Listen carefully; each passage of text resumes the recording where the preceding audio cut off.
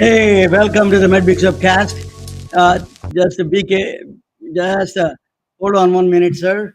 Ladies and gentlemen, welcome to the MedBix Webcast. I don't know what happened to my graphics video, intro video. I can't find it. It's something strange happening here. So, technical stress. We need to have a we need really doctors for that. Actually, special doctors for technical stress. Welcome to the MedBix Webcast. I have a very interesting guest today joining from London, England. Okay, a fantastic guest. Actually, she is a storyteller through games and science, and a regular storyteller. You know, I was studying physics. I was studying actually mathematics and physics and chemistry in school. So one day I heard that Newton called Isaac Newton, where Anna is from, his guest is from England. He called the Leibniz, he called him bitch. you know, so I was fascinated. Why he's calling Isaac Newton, a scientist like that, calling is a contemporary and his opponent is a kind of a competitor, calling him bitch.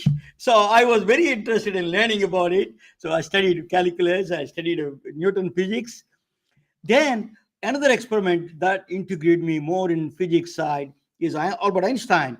Albert Einstein imagined that if I am sitting on the photon particle, what would be the life of the world looks like? It should stationary because other light should standing wave. It should stand because you're traveling with a photon. Everything should be standing wave because you're if your two trains are going same speed, you can't tell the difference. There is a standing, right? Parallel, two trains going. Same thing. The photon is sitting there, and then light should be the same. But what he found out is interesting. It is not. Maxwell equations, and the physics tells you the light cannot stay static. It has to be dynamic. So then he changed the whole thing, and the relativity theory came in, and then see constant speed is always the speed of light, irrespective of the frame you're in. Whether you go 100 miles, 200 miles, uh, billion miles per hour, the speed of light is going to be still there for them. Doesn't matter. So that's what he found out. So, but anyway, thank you for joining. The Anna Blewden is a very interesting woman. I met her, maybe party time someplace. you know, I tell you, she has a bachelor's in biochemistry. She has a very interesting combination. She was she's a middleweight champion. Can kick my ass. So I don't want to mess with her. And then she is actually amazing woman, entrepreneur, and she's let me introduce you.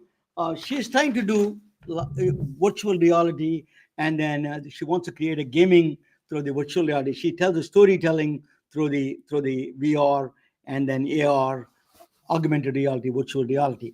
Let me bring Anna Broden to the table. Let me let me introduce you. Anna, welcome to the MedBix webcast, Anna. Hi, thank you very much. Yeah, it's great to be here. Can you give a very interesting? I met you by chance. We had a good drink. But let me ask you a question. But give me your background a little bit. I cover a little bit here and there. But if you give me your journey up to why you are so much passionate about starting this company called DNA with the games with the DNA. Yeah, sure. I mean, yeah, thanks for the intros. Definitely hyped me up. But yeah, you got all the key points there. So as you said, I've got a background in science. I did my bachelor's degree at the University of Bath. It was in natural sciences, but I majored in biochemistry because I guess it always that was the side of science that interested me the most. The sort of science I could see the process happening, as opposed to something like physics, which I always struggled to kind of get the abstract concepts there. So that's where you and I differ, I think. But yeah, so I got my degree, and I actually had a brief time in the pharmaceutical industry. where I did some marketing, and that kind of took the science knowledge I had and applied it a bit more practically. But I, as you mentioned, kind of dabbled in a few other things. I worked for the government for a couple of years doing investigation, and ended up or studying for a master's degree in VR and AR programming, just because I thought it was interesting. I wanted a bit more of a challenge. I didn't know that there is a master's degree in AR VR programming. I think Mm, there's a lot of interest. Maybe people yeah. should know. Where did you study that one? So that was at Goldsmiths, University of London. Okay, It was a very new degree, but I think it will only continue to become more popular. Um, it's a very yeah, interesting. Yeah. yeah, and it kind of took the analytical approach that I had sort of used throughout my education and sort of turned it towards tech, because I thought, you know what, I want to pursue a career in tech now.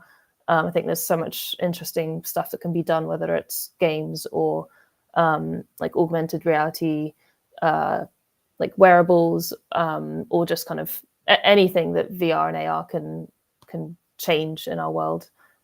So I ended up in games, but I still do a lot of VR stuff as well, and set up this studio, Games with DNA, to kind of take my own ideas and turn them into something real. Games are it's a kind of a storytelling, right? Game is like choices, and the player has a choices, and then diversifying the choices, and like a tree kind of structure. Mm, So absolutely. these choices, how do you imagine those choices in your brain? What comes to you, and the choices to think about?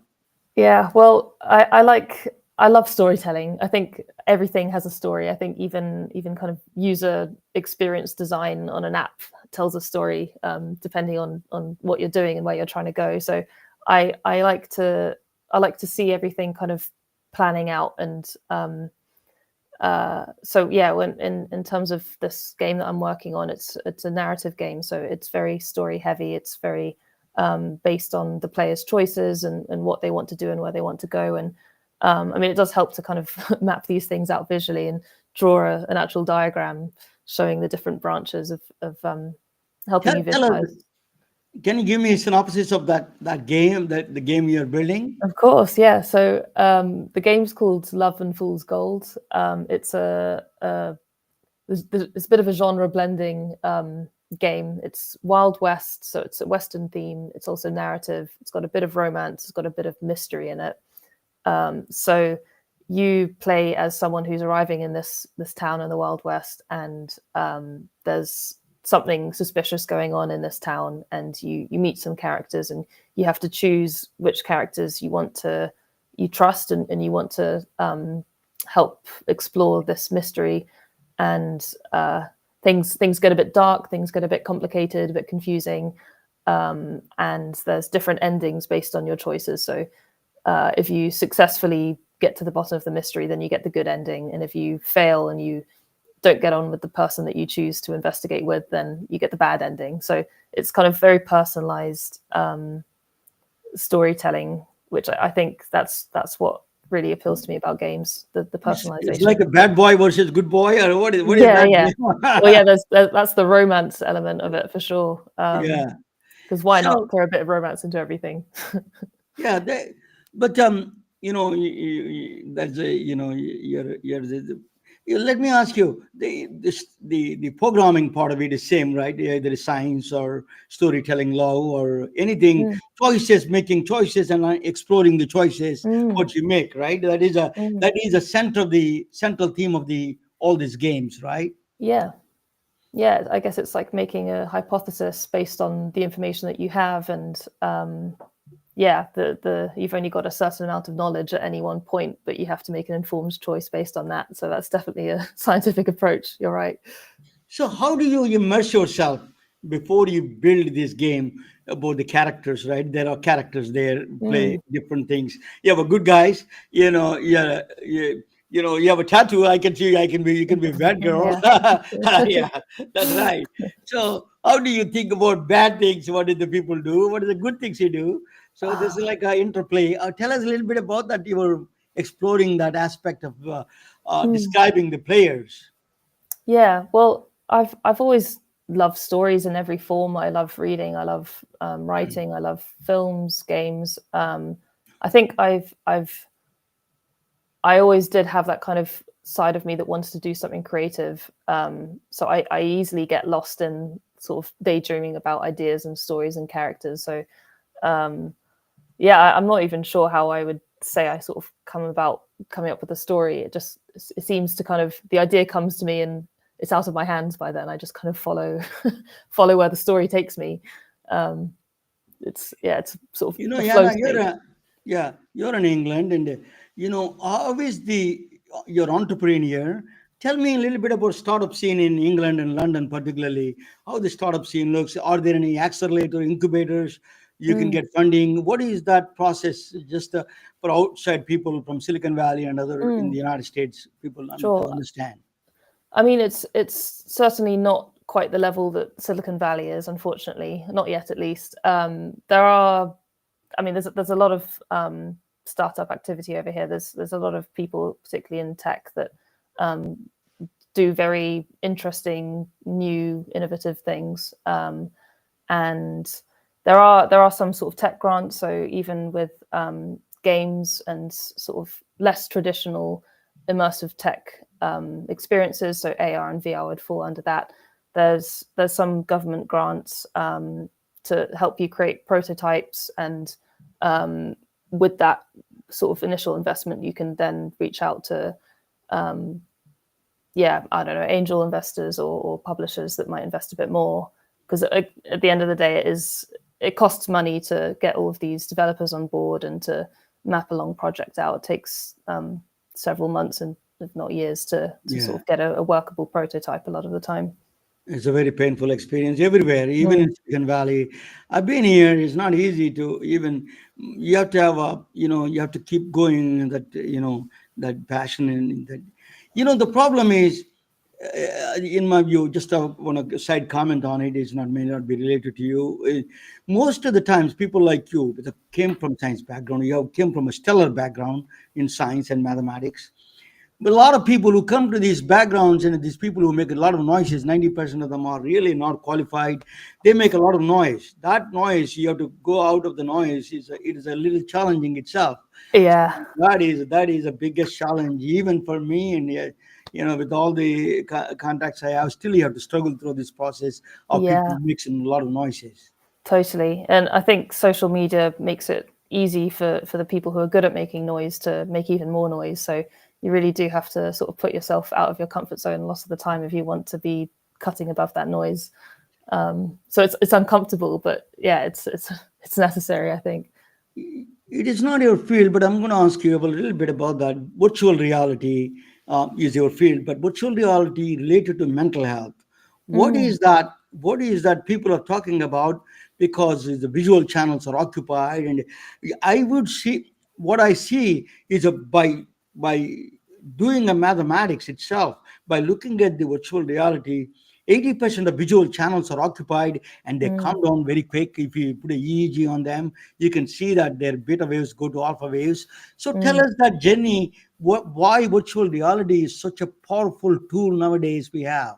Well, it's such an interesting topic, actually, because there's so many factors within virtual reality that really kind of challenge how you process things around you. And I guess it makes sense when you think of it from the perspective of humans didn't evolve to be able to distinguish something like virtual reality from reality. So when you're wearing this headset, you can hear this 3D space sound, audio, and everything that you see, no matter what direction you look at, is sort of reacting to your movement. It's very, very difficult for the brain to be able to distinguish that from real life.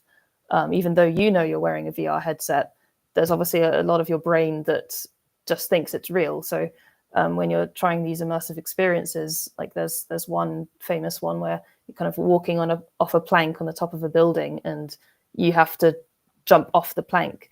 And there's some really funny footage of people doing this and falling to the floor or like crashing into their TV screen because they feel like they're really falling through the air, even though they're standing in their living room.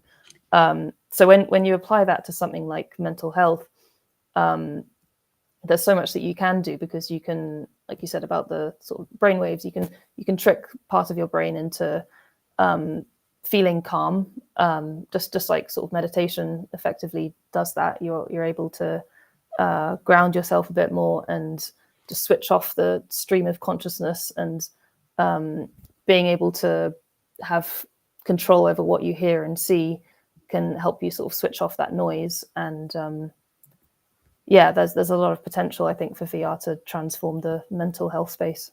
We have a flashy name here in Silicon Valley. It's called consciousness hacking. Hacking. Yes, yes, that's Yeah, a very, they do very strong words very here. Silicon Valley. Yeah, The Silicon yeah. Valley thing. Let me. So you're asking, you're saying that that brain has such a, you can deceive the brain, seeing that, and is computationally busy, so it becomes a calm down in that sense. So let me, what about it? What is the difference between a VR and virtual reality and augmented reality? What is exactly the differences between them?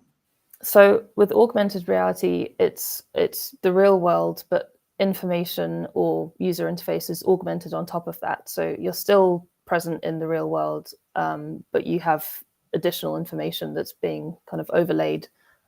Whereas virtual reality is completely separate. So you can't see anything in the real world when you've got this VR headset on. And as technology improves, you get the boundaries between AR and VR a bit blurred, so it kind of contradicts that definition. So a lot of studios are just referring to it in general as extended reality or XR rather than AR or VR, and you get the sort of the HoloLens and all of these new wearable headsets that can sort of switch between AR and full VR. So I think the definition is increasingly less important as technology changes, but that's the general the general Yeah. definition. Have you ever thought about the VR, the influence of the yoga, meditation, yoga, those kind of things? Have you ever experienced that kind of meditation techniques through the VR? Yeah, so I personally I love meditation. I've dabbled in it throughout the years. I definitely need to get back into a more regular routine. But when I was doing my master's at Goldsmiths, one of my projects was actually a VR meditation experience. So I was focusing on guided meditation, but using 3D sound, because I think VR is so effective in using that. It's kind of an underutilized aspect of the technology.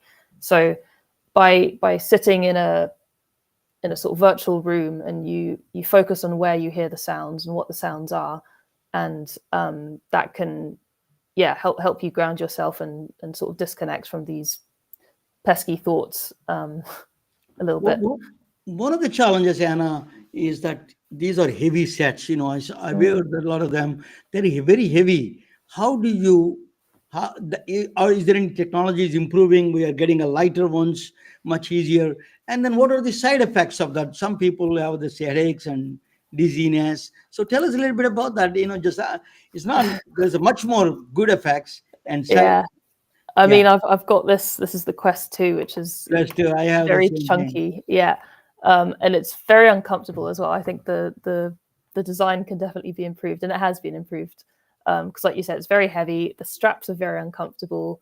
I know they're balancing it out now with their sort of physical design, but when it comes to people getting headaches or particularly motion sickness, that is a big blocker. I think that's something that's really stopped VR from having sort of mainstream adaptation, really. So Mark Zuckerberg, Facebook CEO, is saying that he wants to combine the virtual world and the real world, combine a metaverse. He's talking about. Just what is that metaverse? Actually, people don't know. The doctors, particularly doctors, don't know what it is. What Yeah. what is that actually? I think if you ask different people, you get different answers. Back in when I graduated from my master's, it was 2022, and the term metaverse was still very big, and a lot of companies were kind of reframing their strategy based around the idea of this metaverse, but no one could really define what it was. Some people would say it's being in VR is being in a metaverse, but then you get some other companies who use the term metaverse without referencing VR at all, and they just talk about kind of extended community almost in a virtual space, whether that's just an app or an online community. So yeah, I think it really depends on the context of the sector, but it's kind of what you want it to be, really. I think it's still yet to be defined. I'm going to inject a little bit of physics here. One of the things is that I found out is virtual reality. When you're doing with the Wi-Fi, this what do you call with the hands? When you put a virtual, you create a hyperspace a room with hyperspace. It simulates hyperspace. So that means when you leave one place, you never reach the same place again. Even Mm, though it's a couple of steps different, the situation is so much. So the possibilities are unlimited in the mind and the body, the movement itself. You cannot repeat the same movement a second time. It is mm, exponentially gets complex every time you take this step. That is one of the things I found out the mathematics of it. You're also, like, you're before you stuck love struck. You want to do a lot of science, science videos, science things. He did a biochemistry, and then you did a VRA or programming mathematics. He did. mm, So how do you combine this interdisciplinary? One of my favorite field is that I always listen about polymaths. Polymaths is mm. always my. I consider even Newton and all those people are polymath. One of the women, Emily de Chatelet, is one of my favorite women. She is a true polymath. Mm. So you remind me her in a way such that. Thank So you. tell me a little bit about this. You combine apparently from outsiders look at different fields, biochemistry, VR, AR, and then in mathematics and in middleweight championship in the fightings, all of them. How do you see that as a one plane? Yeah, I think a lot of it comes down to like personality type. It's like I've always liked the scientific approach to things, to problems, and to even relationships. I think I love logic, and that's kind of why I gravitated towards a degree in science. And I think I'd still apply the same scientific approach to what I do in sort of design and storytelling, because I think everything needs a good attention to detail, for example, and a strong hypothesis and a strong plan and strategy. So I guess if I was trying to reverse engineer why I chose a science degree to kind of set me up for this stuff, that would probably be why. But yeah, I think I definitely would like to see those kind of the starting point in science and where I am now. I'd like to see that aligning a bit more at some point, whether that's making a game about a scientist or exploring some themes like that. Because I think there's a lot of potential that games and storytelling can have in education. So I'm in Silicon Valley. Everybody talks about. Yeah, I met you in San Francisco Mm, actually. yeah. So I wanted to ask you that. Everybody talks, even as taxi drivers, even the guy who delivers food talks about artificial intelligence. What is Mm. the state of the artificial intelligence in the gaming industry? Yeah, it's a tricky question to answer because it's already caused quite an upset in at least in sort of employment terms. I think AI is going to transform everything, and it's already started to transform the gaming industry because with obviously AI can help people program. It can potentially replace programmers because you can, I don't know, you can get ChatGPT to write your line of code. So there's companies that are thinking that they can just wipe out entire teams of developers because they can have one or two people using AI tools to write programs for them, which is not very it's not very wise at this stage, I think. But then on the other side of that, you've got the creative potential of AI, with generative AI making art and images and photos and music, and kind of already seeing a replacement of people in those lines of work, unfortunately, which I think is a shame, because as amazing as these tools are and as helpful as they are, and I use a lot of AI tools myself for just, I don't know, productivity, and there's tons of great tools out there. But when it comes to human creativity, that's kind of where the soul comes in. When you watch a good film, it's not AI that comes up with a story like that. It's a real human that's lived things and thought about it and reflected on it in their own personal way. And I think as closely as AI can try to replicate that, they'd always be missing that soul. I can promise you, no one can replace Anna. Yeah, Yana, I'm going to talk about a little bit. When there is a three dots there on your side, if you can see the left side, you can put your website or anything that you want to do right next to your name. There is a three dots there, and if you can change, put your name, or I can do that for you if you give me your name. Before that, I'm going to present a topic on you, and that is a topic on a British woman, very interesting woman. I'm going to talk about that, and then you can comment on it. So it is when I met you, you said something interesting for me. Is that, do you know Rosalind Parkland? You asked me that. That is a very interesting story. So I'm going to bring you side on the side. We'll see in the side there. Okay, you can watch and you can jump in anytime. You know more about England than me. So I tell you, this is the story of an extraordinary woman born in the long time ago. But let me give you a little bit of background about her. You know, that's Anna Blewden. She's joining from London, England. You know, Sheila LeBlanc she's from Redland, California. What she was holding a picture. That's photo of somebody is a guy, person from the Second World War. That's from England, Second World War. She lives in Redlands, California. I spoke with their daughter actually. Let me tell you what the picture is.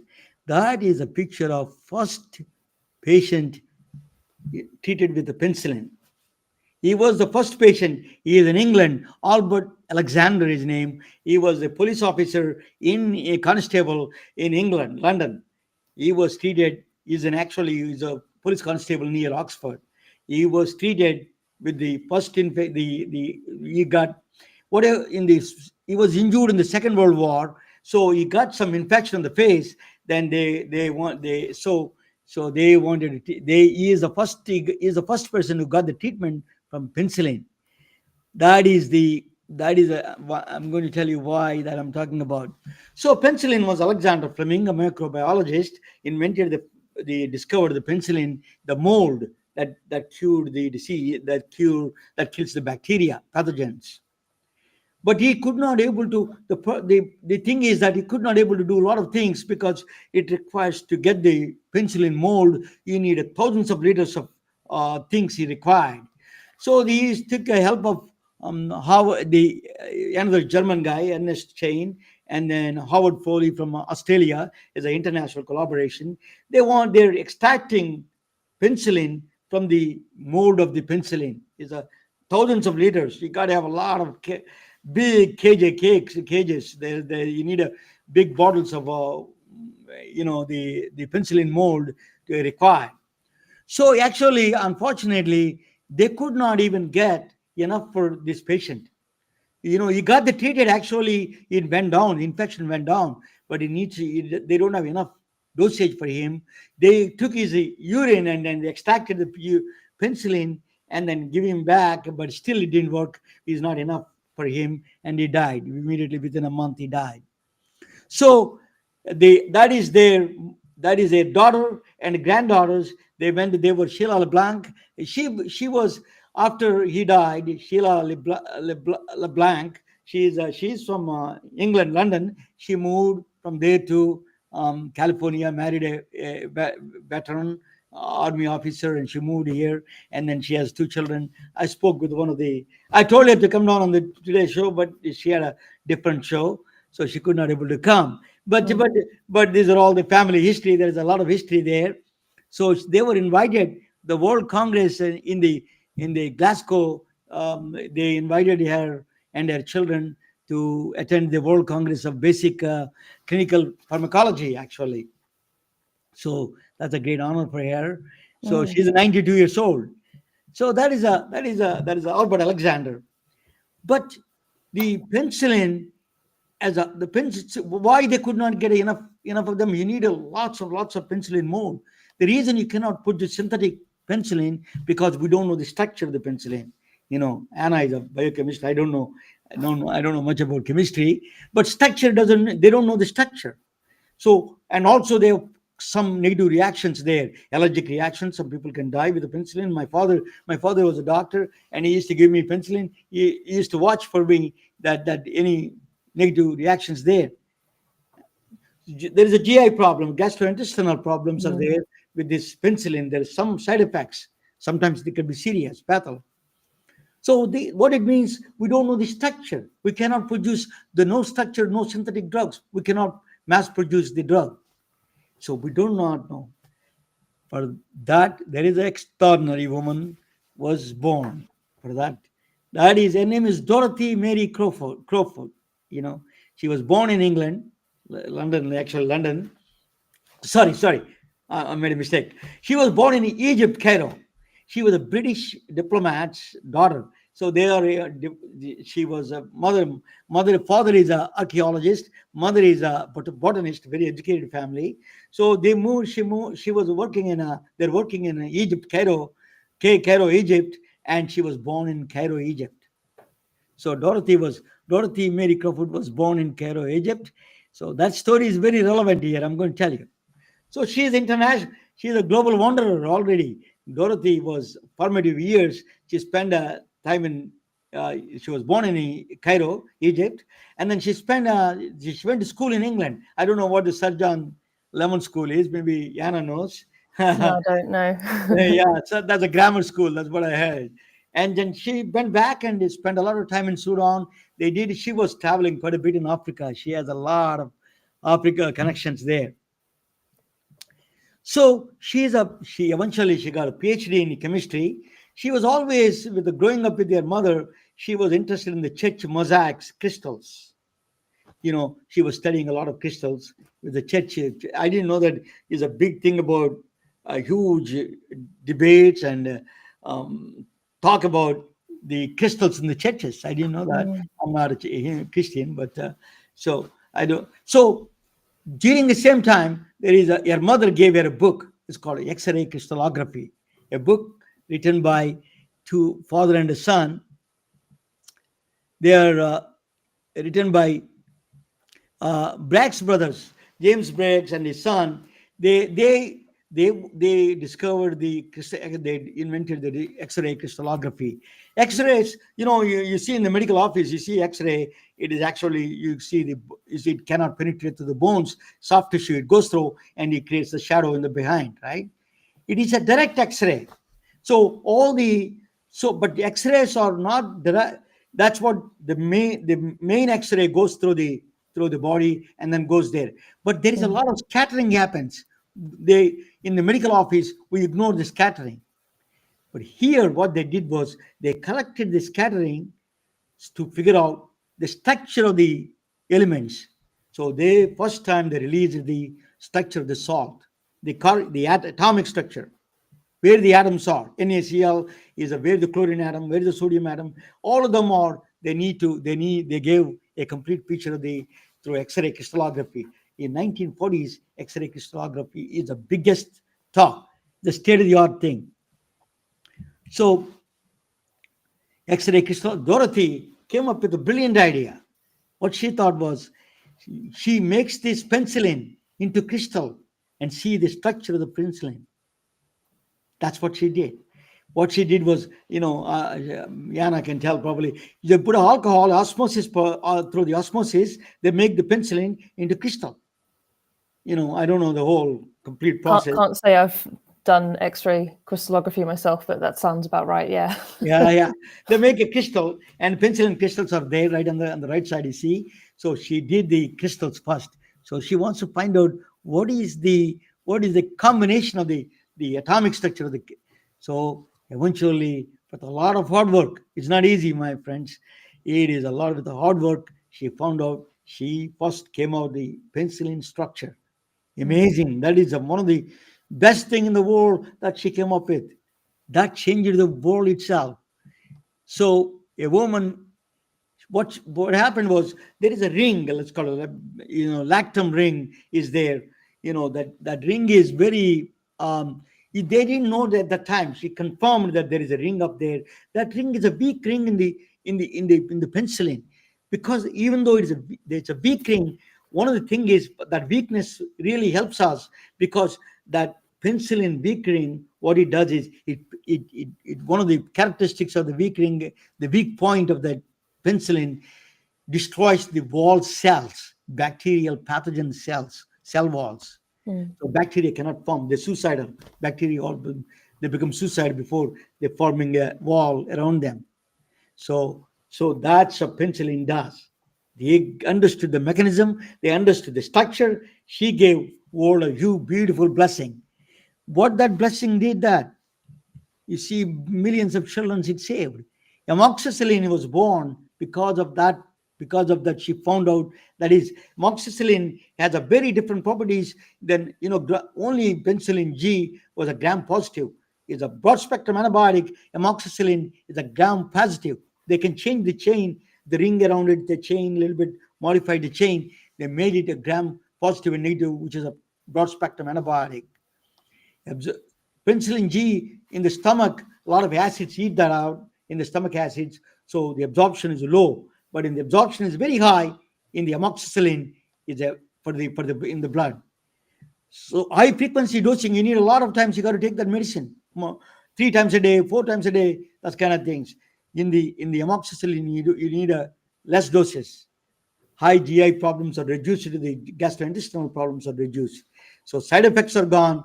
Amoxicillin was born. Millions of kids were loved that pink liquid they eat, they drink. It is because of the Dorothy.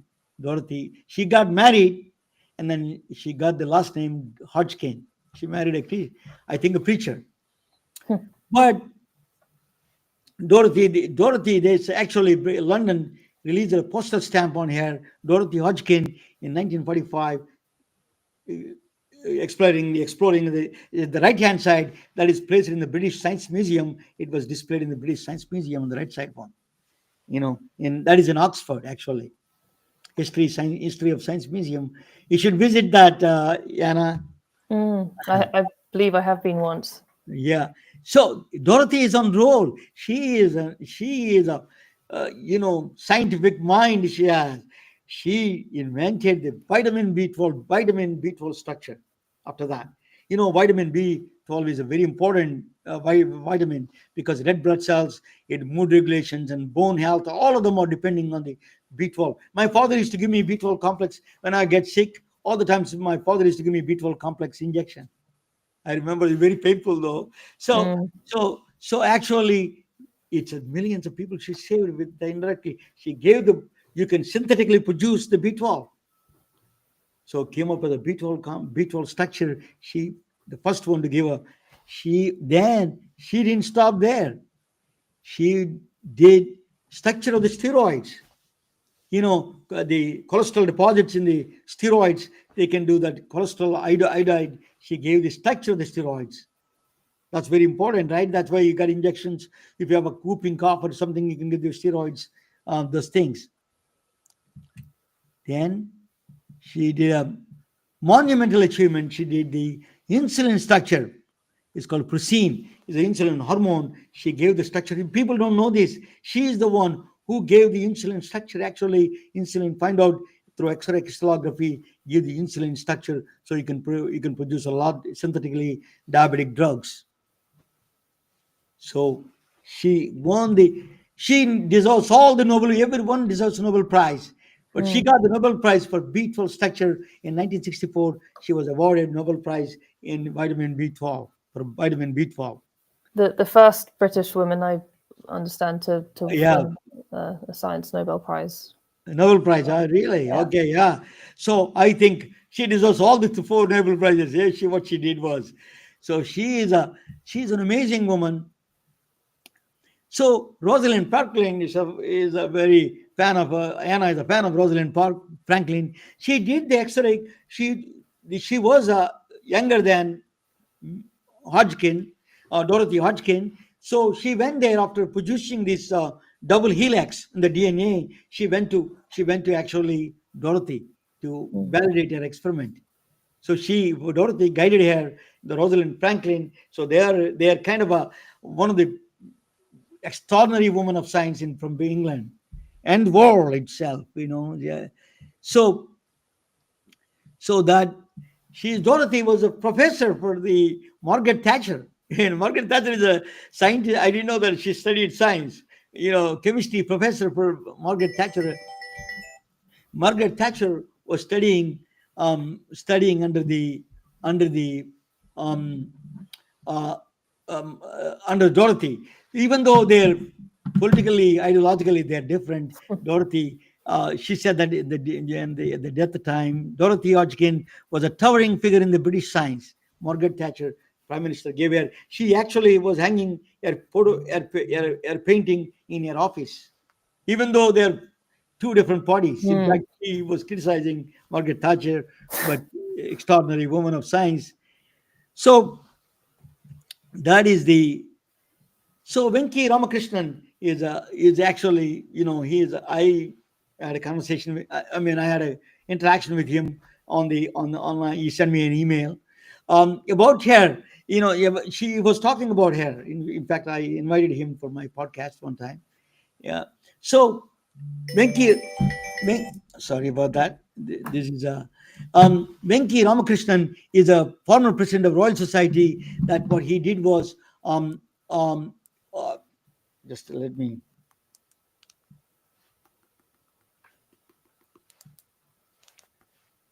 just tell me. Sorry about that. Is something is going on here? Okay. Anyway, I am in awe. Venki Ramakrishnan said that I'm in awe with the limited resources, the things she did. Dorothy Hodgkin with her things. She just on a roll. She invented, discovered so many things. She's a mother of structural biology, mother of synthetic drugs. In my view, I would call her mother of structure synthetic drugs.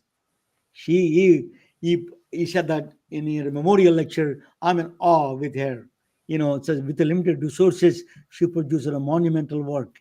So she is a she is a love of Africa. She actually, when she got the Nobel Prize, she was in Ghana in Africa. That's where you come to know she won the Nobel Prize. She was Mm. Egypt, Sudan, Ghana. She spent years and years together. In the 1994, 84 years old, she died there. She died. She lived a long life. Mother of structural biology. But what she saved is millions of lives. She discovered the penicillin. She was Mm. Egypt, Sudan, Ghana. She spent years and years together. In the 1994, 84 years old, she died there. She died. She lived a long life. Mother of structural biology. But what she saved is millions of lives. She discovered the penicillin structure, cholesterol structure, B12, and insulin. She really opened the world. Unsung hero of medicine, a trailblazer. We under recognized. I think I want to bring her to the front lines of the science, and with people like Anna also. We need to bring them. The next future scientist is right there. Anna Blewden itself. So thank you for watching. Let me bring her to the. Okay, Anna, welcome. What do you think? Yeah, I mean, I think I've spent too long outside of academia to possibly consider a return, but thank you anyway. Yeah, I mean, she's a terrific woman, and like you said, she's an unsung hero. I feel like someone ought to make a game about her, really. Yeah, I think you should make a game. Yeah, that is the one thing. That's a story that you need to do that. It's, Probably somebody can give you the funding for that. yeah. So let me. I don't know. Let me give you that. What is your give me your little bit of your. Let me do that for you. what is your email address? You want to give email address, Anna, or Mm, edit? I will put some web. yeah. You Well, my Games with DNA email is just anna@gameswithdna.com. okay? So yeah, any Then kind of interesting ideas for potential science-related games and storytelling is right up my street. But I yeah, particularly like the idea of kind of shining a light onto these people who have been not exactly forgotten by history, but maybe just not as celebrated as you'd expect. Um, yeah.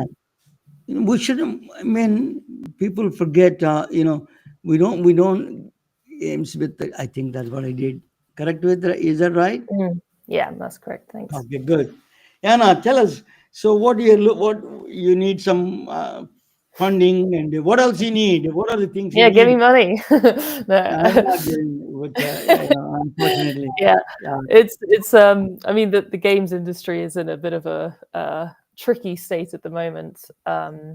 It's sort of multiple reasons why, AI being one of them, as we talked about earlier, but also just overinvestment during the pandemic when everyone was furloughed off work, working from home, gaming more. So all of these companies invested more into expanding their teams and making more games. And now we're seeing that side of people going back to work, and not as many people are buying and playing games as they were. So yeah, I mean, when you make a game, you can always do it in a, like, you can self-publish. You don't necessarily need upfront investment or funding to make a game, but for the development costs and also the marketing, the publishing side of it, often there is a big investment required to make that happen. there is, but there is another opportunity in a way. I was talking with a former CEO of Kaiser Permanente, one of the largest health insurance company in this country, health Mm, system in this country. He was telling that health education must change here. Medical education is old fashioned. You need to use a lot of this gaming kind of future of education is a gaming. You learn the choices you make. mm, If you do wrong way the invention, what it goes, what can go wrong, what can go mm, right. Those kind of gaming would be that tree decision making would be really good in the future. I think gaming will come back in a different way. mm. Educational sector may be much more open to Yeah, that. So definitely. It's yeah. such an effective way of engaging, especially kids, when attention spans are just getting worse and worse with social media and smartphones. But being able to engage with a story by actually being placed in it, and having that kind of sense of agency and decision making can, I think, really help with yeah, telling ideas to kids and helping them to engage. So yeah, this romantic story you're building, how do you? What are the people target audience for you?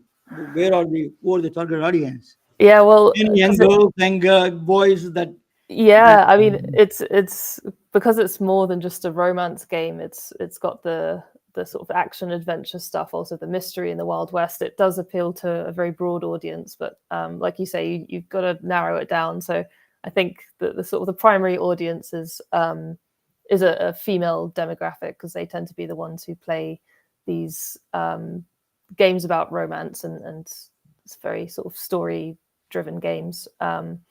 But then there's also I mean, there's three romanceable options of the characters. So there's two men and one woman. So anyone of any gender and any sexuality can play this game and enjoy it. So yeah, wouldn't let the demographic be the yeah. decider if you don't fit into that. Still play the Yeah, game. I rarely meet your the appearance and you're extraordinarily qualified woman. Yeah, you went to good schools and you did a biochemistry science, then you did a master's in VR programming. Very odd selections you did. Very interesting interdisciplinary field. I love that kind of a backgrounds. That when my nephew was studying, I used to encourage him to do medical software. So it's like a new things that is really. Where do you think?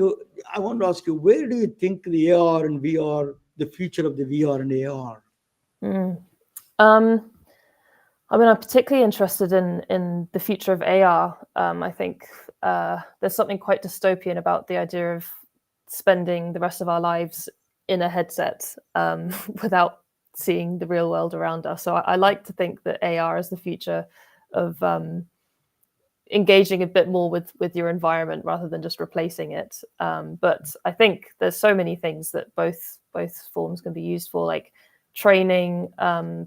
Yeah, speaking of like medical training, obviously surgery is something that really benefits from a VR approach, because you can learn and you can practice in VR without needing to use a real body for experimenting. So there's certainly tons of applications, but who knows where it's going to go next. I think it's a matter of There is yeah, a seeing all these smart people in Silicon Valley and where they want to take it. what are the now there is a lot of gory kind of games, a lot of blood, a lot of things, violence. Mm, Is that creating a lot of jittery, and mothers are worried about the kids?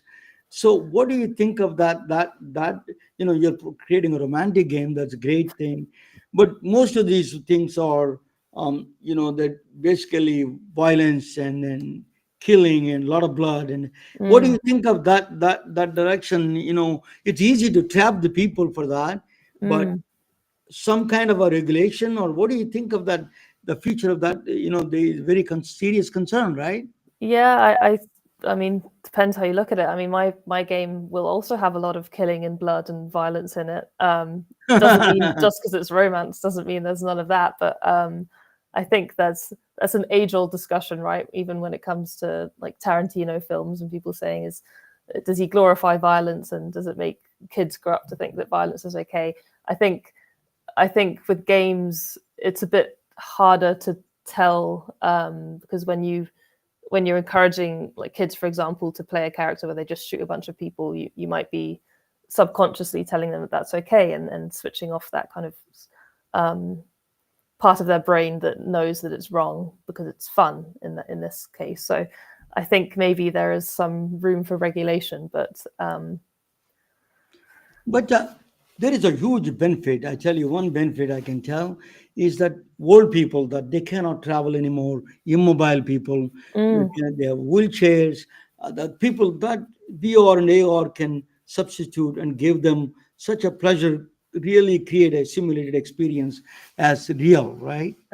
yeah, palliative care, I suppose, has a whole there's a whole opportunity there for VR, as well as, like you said, sort of traveling when you're not able to travel, and be in a room with someone who is also wearing a VR headset, for example. It can bring two people together in a way that might not be possible physically. When are you? So, anyway, it's a wonderful talking with you, Anna. You're really a gem of a person, uh, Thank you. educated, smart, beautiful. You have all the combinations. The Silicon Valley is going to love you. You need to come down and participate in the. I'm going to introduce you some people for you. I'm glad that you would shine here. I think you people like you we require, not the making people with the noises. I want people with a substantial background, really talking about things. Like Mm, you came back with a stellar background. That is the people we need here. A lot of noises and off qualified people are running. But Yana, he is a truly an honor. You ever want to say anything in final words? Want to say? just thank you very much. I mean, we always last time we spoke, we obviously had very interesting conversations as well. So I just thank you for giving me the chance to talk about all this interesting stuff. And I yeah, hope great you to be here. do scientific games for us. Yeah, Scientific games is I'd going to love be, to. yeah, Yeah, that's going to be the. Thank you so much. Stay with me for a couple of yeah, minutes sure. after the podcast, and then thank you so much. Good night, all of you.